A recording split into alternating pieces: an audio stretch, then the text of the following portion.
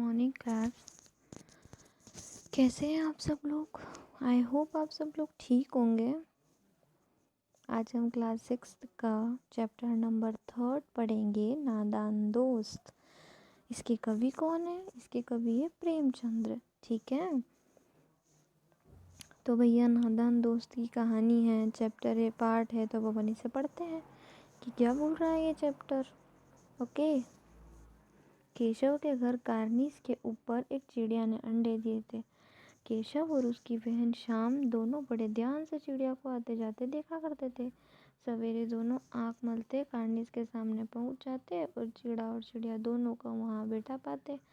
केशव का जो घर था ना, वहाँ कवि कहते हैं कि जो केशव के घर पर कार्निस के ऊपर चिड़िया ने अंडे दे रखे थे। केशव और उसकी बहन श्यामा जो है, मतलब केशव और उसकी जो बहन है, उसकी बहन का नाम क्या है? श्यामा। श्यामा जो दोनों हैं वो बड़े ध्यान से चिड़िया को वहाँ आते जाते देखा करते थे। सवेरे दोनों आंखें मलते, मतलब सुबह सुबह रोज उठते अपनी आंखें मसलते और वहाँ पर चिड़ा और चिड़िया को देखने चले जाते और वहीं पर पाते। उनको देखने में दोनों बच्चों को न मालूम क्या मज़ा मिलता, मतलब उनको देखने में, चिड़ा चिड़ी को देखने में कवि कहते हैं कि उन दोनों बच्चों को पता नहीं क्या मज़ा मिलता था। दूध और जलेबी की सूध भी ना रहती थी, दूध और जलेबी खाना भी पसंद नहीं आता था, मतलब उन्हें देखना इतना ज़रूरी होता था।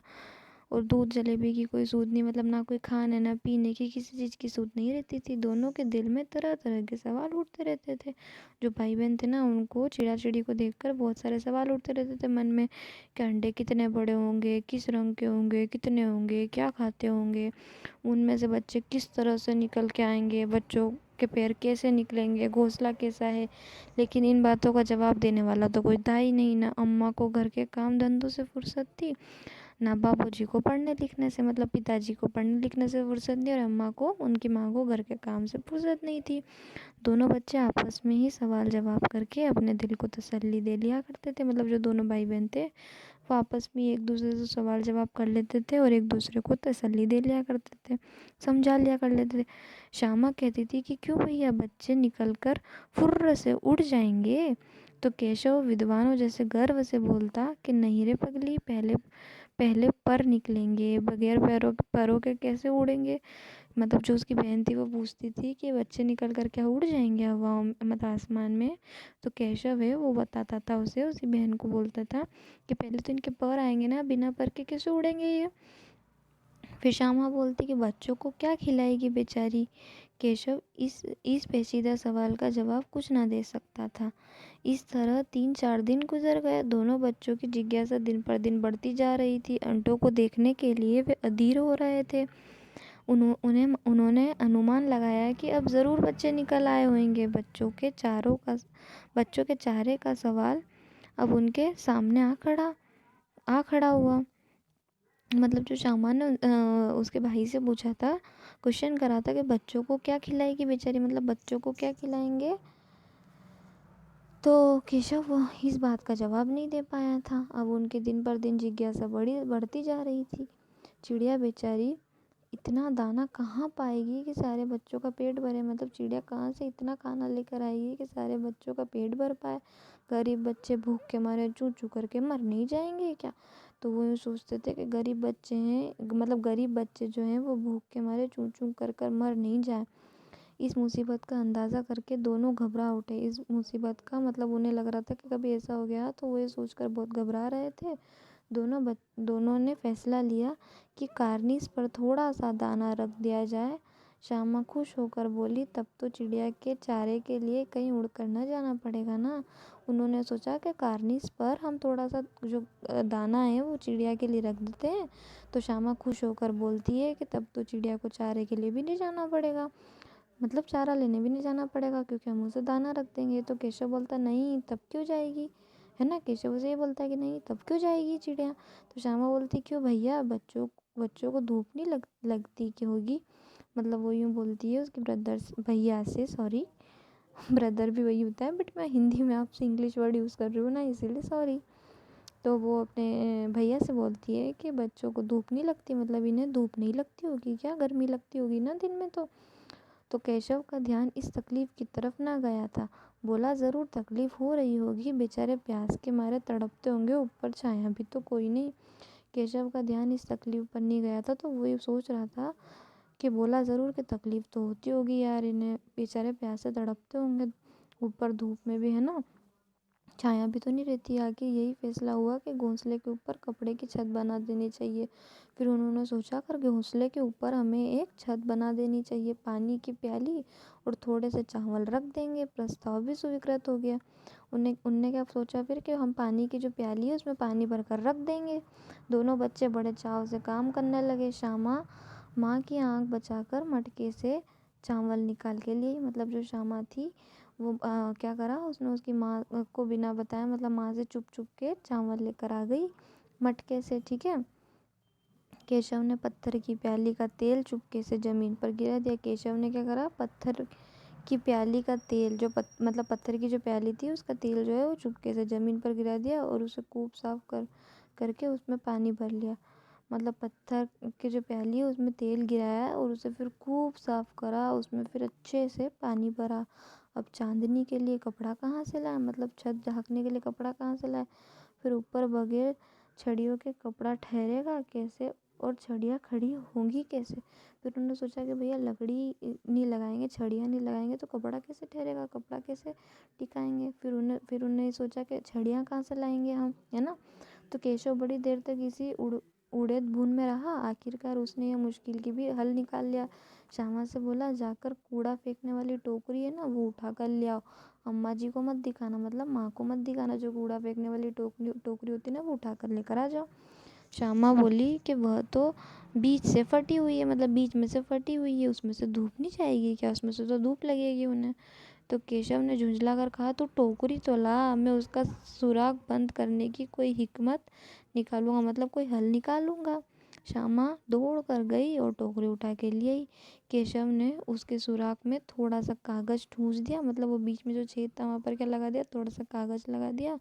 तब टोकरी को एक टहनी से निकाल कर बोला, देख ऐसे ही घोंसले पर उसकी आड़ कर दूंगा, तब कैसे धूप जाएगी। श्यामा ने दिल में सोचा, भाई कितने चालाक है, मतलब भाई कितने चालाक है, कितने समझदार है ना। उनने इसका भी हल निकाल दिया।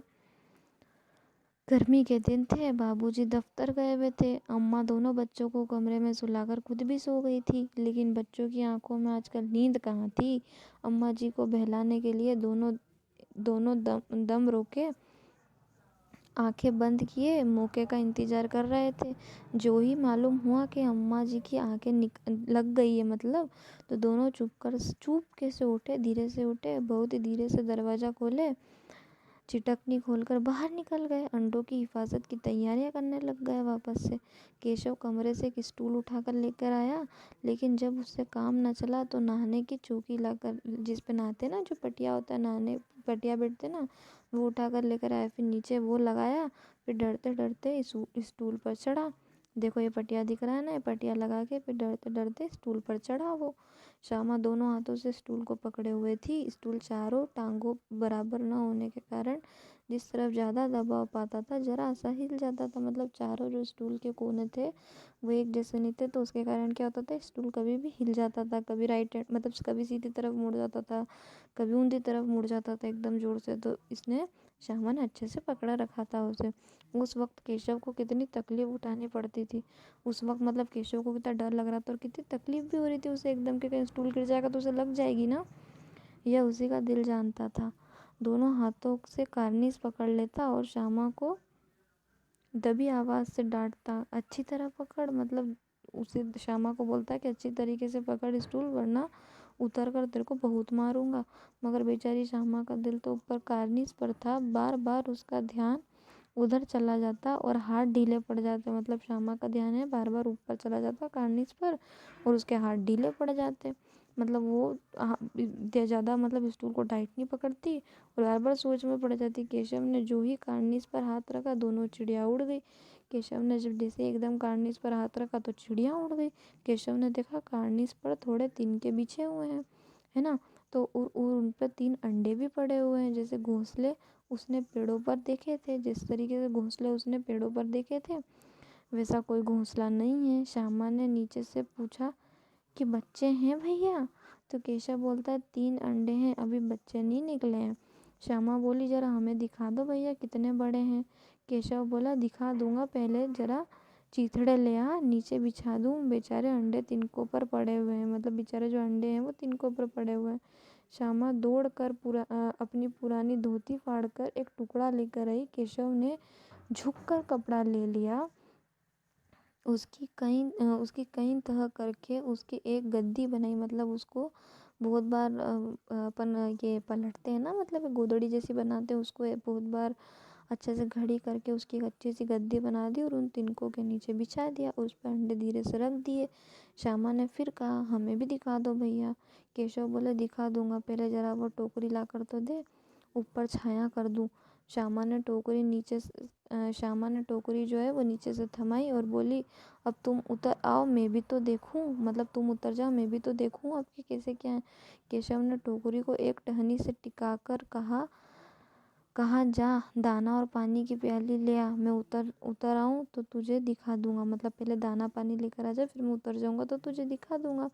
श्यामा प्याली में चावल ले आई और केशव ने टोकरी के नीचे दोनों चीज़ें रख दी और आहिस्ता से उतर गया, है ना। केशव आहिस्ता से नीचे उतर गया। श्यामा ने गिड़गिड़ा कर कहा, अब हमको भी चढ़ा दो भैया। मतलब गिड़गिड़ा कर मतलब कैसे बोलते हैं अपन, जब हमें किसी से काम होता है तो हम बोलते हैं ना, बड़ी मस्के लगाते हैं कि भैया अब हमें भी दिखा दो। तो केशव बोला, तू गिर पड़ेगी। तो श्यामा बोले, नहीं गिरूंगी भैया, तुम नीचे से पकड़े रहना। केशव बोलता है, नहीं भैया, कहीं तो गिर पड़ी तो अम्मा जी मेरी चटनी ही कर डालेगी, मतलब अम्मा जी मुझे, माँ मेरी बहुत मारेगी, कहेंगी कि तूने ही चढ़ाया होगा इसे। क्या करेगी देखकर। अब अंडे बड़े आराम से हैं, जब बच्चे निकलेंगे तो उनको पालेंगे अपन। दोनों चिड़िया बार बार कार्निस पर आती थी और बगैर बैठे ही उड़ जाती थी। केशव ने सोचा, हम लोगों के डर से नहीं बैठती होगी, मतलब केशव सोच रहा था कि हम लोगों के डर से चिड़िया इस पे नहीं बैठती होगी, आती है और उड़ जाती है। स्टूल उठाकर कमरे में रख दिया उनने और चौकी जहाँ की वहीं रख दी, मतलब चौकी जहाँ पर रखी हुई थी, जो उस नीचे पटिया था वो वहाँ रख दिया। शाम ने आंखों में आंसू भरकर कहा, तुमने मुझे नहीं दिखाया, मैं अम्मा जी से कह दूंगी। श्यामा बोलती है, मतलब उसको आंखों में आंसू अगर वो बोलती है उसकी भैया को कि तुमने मुझे नहीं दिखाया ना, अब मैं अम्मा जी को बोल दूंगी। केशव बोले, अम्मा जी से कहेगी तो बहुत मारूंगा, कह देता हूँ। श्यामा बोलती है कि तो तुमने मुझे दिखाया क्यों नहीं। तो केशव बोलता है, और गिर पड़ती तो 4 सर ना हो जाते, मतलब तेरे सिर के 4 टुकड़े नहीं हो जाते, उसको इस तरीके से बोलता है। तो श्यामा बोलती है, हो जाते तो देख लेना, मैं कह दूंगी अब, मतलब वो कहती है, उसे डराती है कि देख लेना, मैं कह दूंगी। इतने में कोठरी का दरवाज़ा खुला और माँ ने धूप से आंखों को बचाते हुए कहा, तुम दोनों बाहर कब निकल गए। मैंने कहा ना था कि दोपहर को मत निकलना, मतलब माँ कहती है कि मैंने कहा था ना कि दोपहर को मत निकलना। किसने किवाड़ खोला। किवाड़ केशव ने खोला था, लेकिन श्यामा ने माँ से यह बात नहीं कही। उसे डर लगा कि भैया पिट जाएंगे। किवाड़ जो है वो तो केशव ने खोला था, पर श्यामा ने डर के मारे बात नहीं बोली कि कहीं भैया पिट गए तो। केशव दिल में कांप रहा था कि कहीं श्यामा कह नहीं थे, अंडे न दिखाए थे तो उसने बोला था ना कि मैं कह दूंगी अम्मा से नाम, तो उसे डर लग रहा था। इससे अब उसको श्यामा पर विश्वास भी नहीं हो रहा था कि कहीं श्यामा कह देगी तो। श्यामा सिर्फ मोहब्बत के मारे चुप थी। श्यामा से मोहब्बत, मतलब उसके भैया से इतना प्रेम रखती थी तो उस कारण वो चुप थी, और या इस कसूर में जिम्मेदार होने की वजह से इसका फैसला नहीं किया जा सकता। शायद दोनों ही बातें थीं। माँ ने दोनों को डांट कर फिर कमरे में बंद कर दिया और आप धीरे धीरे उन्हें पंखा झलने लगी। अब उन्हें क्या करने लगी, धीरे धीरे पंखा चलाते हैं ना अपन, हाथ का पंखा जो आता है वो पंखा जलने लगी, मतलब उन दोनों को हवा करने लगी। अभी सिर्फ 2 बजे थे, मतलब 2 बज रही थी, बाहर तेज लू भी बहुत चल रही थी। अब दोनों बच्चों को नींद आ गई थी, 4 बजे यकायक श्यामा की नींद खुली। किवाड़ खुले हुए थे, वह दौड़ी और कार्निस के पास आई और ऊपर की तरफ ताकने लगी। टोकरी का पता न था टोकरी का पता न था, संयोग से उसकी नज़र नीचे गई और उल्टे पांव दौड़ती हुई कमरे में जाकर जोर से बोली, भैया अंडे तो नीचे पड़े हैं, बच्चे उड़ गए। केशव घबरा कर उठा एकदम और दौड़ा हुआ बाहर आया तो क्या देखता है कि 3 अंडे नीचे टूटे पड़े हुए हैं और उनमें कोई चूने की सी चीज़ बाहर निकली हुई आई है कि पानी की प्याली में एक तरफ टूटी पड़ी हुई है, जो पानी की प्याली में एक तरफ टूटी पड़ी हुई है। उसके चेहरे का रंग उड़ गया, सहमी हुई आंखों से जमीन की तरफ देखने लगा। श्यामा ने पूछा, बच्चे कहाँ उड़ गए भैया? केशव के ने करुण स्वर से कहा, अंडे तो फूट गए। अब श्यामा बोली, और बच्चे कहाँ गए? तो केशव बोलता है, तेरे सर में देखती नहीं है, अंडों में से उजला उजला पानी निकल आया है, वही तो 2-4 दिनों में बच्चे बन जाते हैं। मतलब केशव बोलता है कि देखती नहीं है, अंडों में से जो पानी है ये उजला उजला निकल आया है, यही तो थोड़े दिनों में अंडे बन जाते हैं, 2-4 दिनों में मतलब। तो माँ ने सोटी हाथ में लिए हुए पूछा कि तुम दोनों वहाँ धूप में क्या कर रहे थे? मतलब माँ ने डंडा हाथ में लेते हुए पूछा कि तुम दोनों धूप में क्या कर रहे थे बाहर? तो श्यामा ने कहा कि अम्मा जी, चिड़िया के अंडे टूट पड़े हैं। माँ ने आकर टूटे हुए अंडों को देखा और गुस्से से बोली कि तुम लोगों ने अंडों को छुआ होगा, मतलब तुम लोगों ने अंडों को छुआ। अब तो श्यामा को भैया पर जरा भी तरस ना आया। उसी ने शायद अंडों की इस तरह रख दिया कि वह नीचे गिर पड़े। उसे सजा मिलनी चाहिए। बोली कि इन्होंने ही अंडों को छेड़ा था अम्मा जी। मतलब उसने उसके भैया को बिल्कुल तरस नहीं करा और बोली कि इन्होंने ही अंडों को छेड़ा था माँ। तो अम्मा जी बोलती है, माँ ने केशव से पूछा कि क्यों रे? तो केशव भीगी बिल्ली बना खड़ा था। माँ बोली कि तू वहाँ पहुँचा कैसे? तो श्यामा बोलती है, चौकी पर स्टूल रख कर चढ़े अम्मा जी। केशव बोलता है, तू स्टूल थामे नहीं खड़ी थी क्या? तो श्यामा बोलती है, तुम्ही ने तो कहा था। माँ बोलती है, तू इतना बड़ा हुआ, तूने अभी मुझे इतना भी नहीं मालूम, मतलब इतना भी नहीं मालूम कि छूने से चिड़िया के अंडे गंदे हो जाते हैं। चिड़िया फिर उन्हें नहीं सेती, मतलब चिड़िया फिर उन्हें नहीं सेती है, नहीं रखती है। तो श्यामा डरते हुए पूछती है कि तो क्या चिड़िया ने अंडे गिरा दिए अम्मा? तो माँ बोली, और क्या करती? केशव के सिर इसका पाप पड़ेगा। हाय हाय, 3 जाने ले ली दुष्ट ने। माँ बोलती है कि क्या, और क्या मतलब अब केशव को इस चीज़ का पाप पड़ेगा कि इसने 3-3 जानों की जाने ले ली दुष्ट ने। तो केशव रोनी सूरत बनाकर बोला, मैंने तो सिर्फ अंडों को गद्दी पर रख दिया था अम्मा जी। तो माँ को हंसी आ गई, मगर केशव के कई दिनों तक अपनी गलती पर बहुत अफसोस होता रहा। अंडों की हिफाजत करने के जोग में उसने उसका सत्यानाश कर डाला। इसे याद कर वो कभी कभी रो भी पड़ता है, उसे बहुत बुरा लगा था। दोनों चिड़िया वहाँ फिर न दिखाई दी कभी भी। ठीक है, तो ये स्टोरी थी, ये पार्ट था। आई होप स्टूडेंट्स आप लोगों को समझ में आया होगा। ठीक है, थैंक यू क्लास।